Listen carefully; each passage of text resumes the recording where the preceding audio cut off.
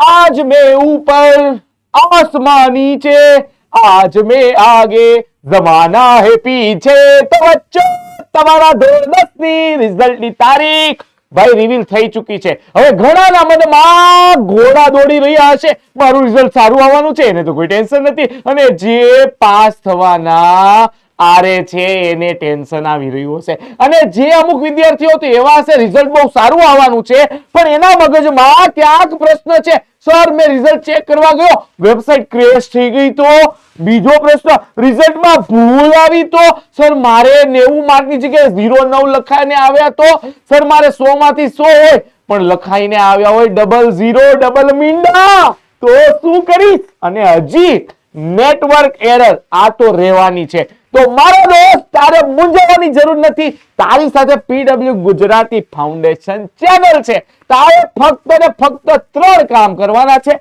આ ત્રણેય બાબતોનું, સમસ્યાઓનું વન સ્ટોપ સોલ્યુશન 1 બાય 1 તારો મોટો ભાઈ મોહિત સર પીડબ્લ્યુ ગુજરાતી ફાઉન્ડેશનના ઓસમ પ્લેટફોર્મ પરથી તને આપવાનો છે। સૌથી પહેલા કામ તારે શું કરવાનું છે દોસ્ત?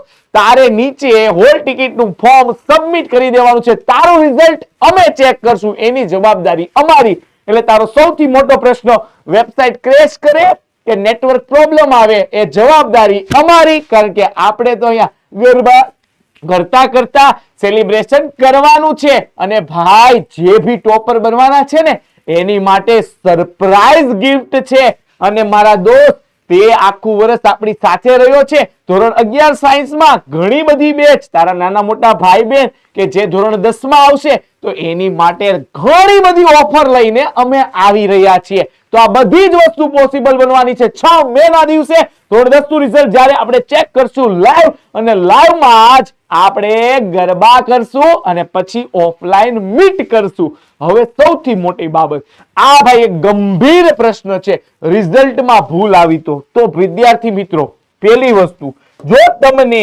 તમારા પોતાના ઉપર રિઝલ્ટમાં ભૂલ આવી તો શું? બરાબર, તો શું નેક્સ્ટ સ્ટેપ અમારે સર શું કરવાનું?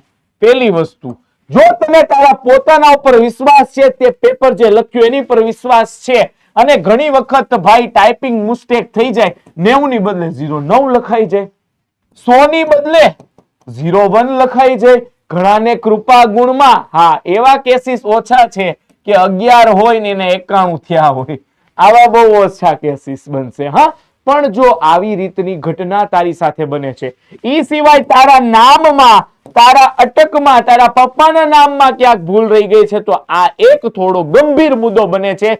પણ આનાથી ગભરાવું નહીં, ગભરાવું નહીં, મૂંઝાવાનું નથી। તારે શું કરવાનું? સૌથી પહેલા તને પોતાને કોન્ફિડન્સ છે કે નહીં સર મારે તો આટલા માર્ક્સ આવી શકે એમ જ હતા, તો તારે મૂંઝાવાનું નથી। તારે સૌથી પહેલા તારી સ્કૂલનો કોન્ટેક્ટ કરવાનો છે, તારી સ્કૂલનો કોન્ટેક્ટ કરવાનો છે।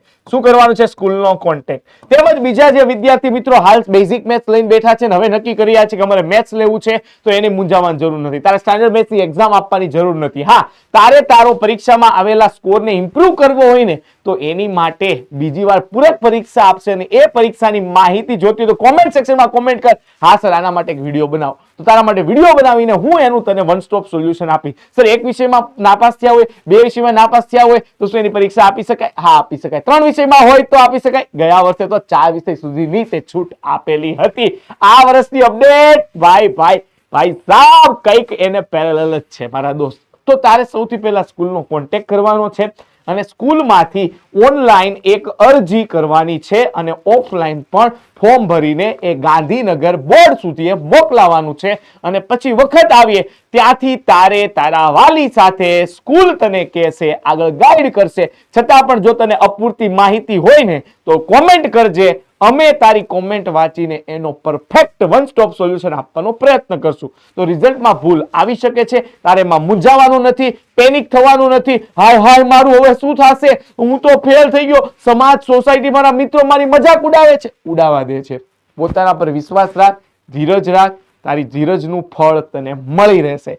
તો બસ મારા દોસ્ત, નેટવર્ક પ્રોબ્લેમ હોય, વેબસાઇટ ક્રેશ થાય, પીડબ્લ્યુ ગુજરાતી સાથે છે। રિઝલ્ટમાં ભૂલ આવે તો એનું ગાઈડન્સ તારે તારી સ્કૂલમાં તારે ફર્સ્ટ ઓફ ઓલ જાણ કરવાની છે, શું ભૂલ છે દર્શાવવાની છે, પછી તને ત્યાં વેરીફાઈ કરવા માટે બોલાવવામાં આવશે.